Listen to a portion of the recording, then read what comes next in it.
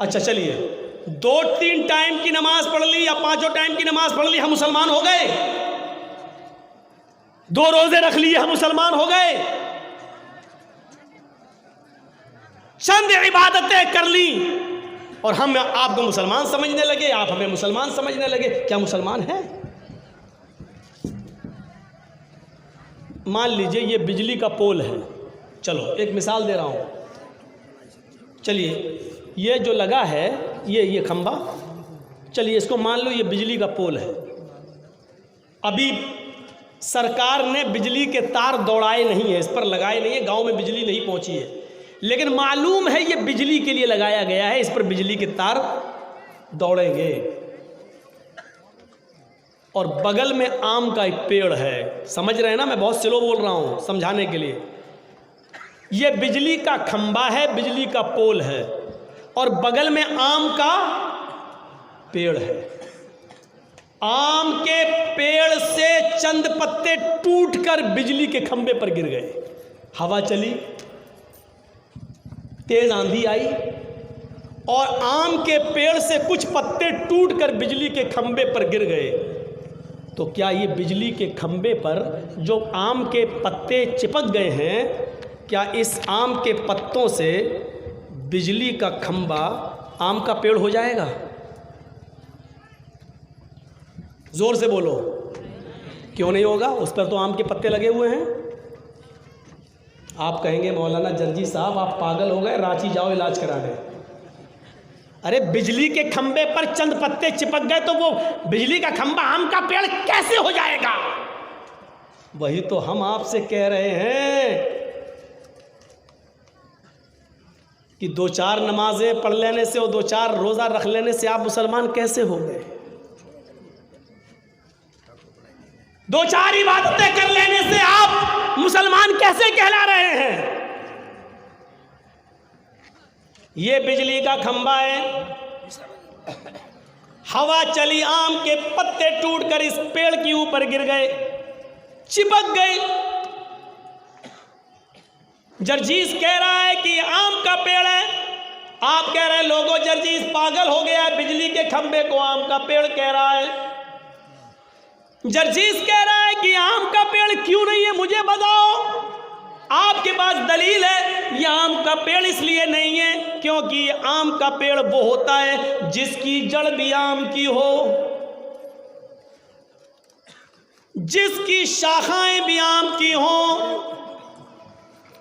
जो अपने जड़ में भी आम हो, जो अपनी शाखाओं में भी आम हो, जिसकी टहनियां भी आम हो, आम की हो, और जिसके पत्ते भी आम के हों, और उन पत्तों में आम का फल भी लग रहा हो, वो अपने फल में भी आम हो, जिस पेड़ के अंदर जड़ से आम की बुनियाद हो, जड़ से भी आम, टहनियों से आम, शाखाओं से आम, पत्तों से भी आम, और उसमें फल भी हो आम, तब आप उसको कहोगे कि ये आम का पेड़ है। चंद पत्ते के चिपक जाने से आम का पेड़ नहीं होगा। उसी तरीके से मुसलमान वो है जिसकी बुनियाद से इस्लाम चिपका हुआ हो, जो बुनियाद से मुसलमान हो, जो पैदा हुआ हो तो इस्लामी तरीके से, उसकी परवरिश इस्लामी हो, वो जो चलता हो ज़मीन पर तो इस्लाम छलकता हो, बैठता हो तो इस्लाम छलकता हो, नमाज पढ़ता हो तो इस्लाम छलकता हो, गुफ्तगू किसी से करता हो तो इस्लाम छलकता हो, उसका उठना बैठना, लेटना, सोना, जागना, खाना पीना, चलना फिरना, यहाँ तक कि शादी और ब्याह, इन सब से वो इस्लाम छलकता हो, दिखाई देता हो, तब उसको आप मुसलमान मानेंगे,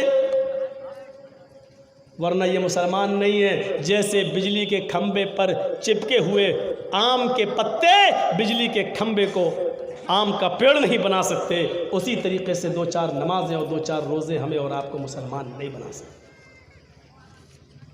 बताइए शादी कैसे होती है आपके यहाँ? और आज भी एक बार आप देखी है हमने, तो एक बस में लेडीज़ ठुसी हुई थी, और उनके कपड़े और उनके चेहरे पर लिपस्टिक, और जलसा तो आपने दीन के नाम पे कराया, लेकिन जलसे के बाहर निकल के देखिए, इससे 10 गुना ज़्यादा आदमी वहाँ थे, लड़कियाँ। और एक मिसाल मैं अक्सर देता हूँ, आज भी दे दूँ, लड़के और लड़कियाँ आपस में ऐसे खलत मलत थे, कसम खुदा की ऐसा लग रहा था जैसे एक कुतिया के पीछे 10 कुत्ते लगे हुए। हंस रहे हैं आप, जो हंस रहे हैं वो भी होंगे। मैंने कुतिया कहा है घूमने फिरने वाली को, और उसका पीछा करने वाले को कुत्ता कहा है। मुझे इस बात का कभी एहसास नहीं हुआ कि मुझे बुलाएंगे कि नहीं बुलाएंगे, वो तुम जानो, वो तुम्हारा काम है। ऐसा महसूस हो रहा है, जलसों में यह हाल होगा तो शादी में क्या होता होगा।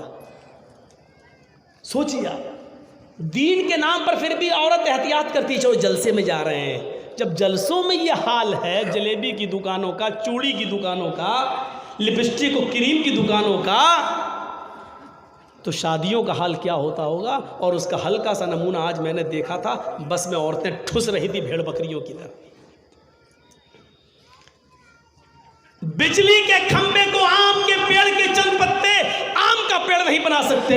आपकी 2-4 इबादतें आपकी 2-4 नमाजें आपको मुसलमान नहीं बना सकती।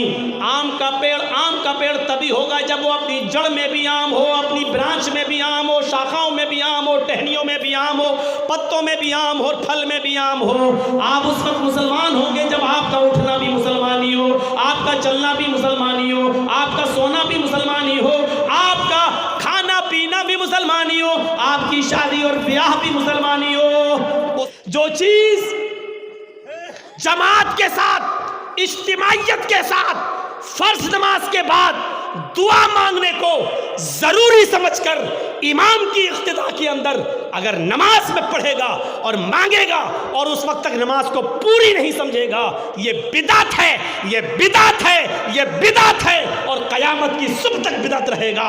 इसको मस्जिद का मुतवल्ली चेंज नहीं कर सकता है, इसको मस्जिद का इमाम चेंज नहीं कर सकता है, कोई दुनिया की ताकत नहीं बदल सकती है। मेरे भाइयों, जो चीज़ गलत है वो गलत है। मस्जिद की कमेटी का सदर, मस्जिद की कमेटी का मुतवल्ली उसको अपनी मनमानी से पढ़वा तो सकता है, इमाम को मजबूर तो कर सकता है, लेकिन उसको जायज़ करने की हिम्मत उसके बाप की भी नहीं होगी। मेरे प्यारे साथियों, जो चीज़ गलत है वो गलत है और गलत रहेगी, जो चीज़ सही है वो सही है और क़यामत की सुबह तक वो सही रहेगी। इसलिए याद रखना मेरे भाइयों, मनमानी तौर पर इबादतें मत करो, मनमानी तौर पर इबादतें नहीं।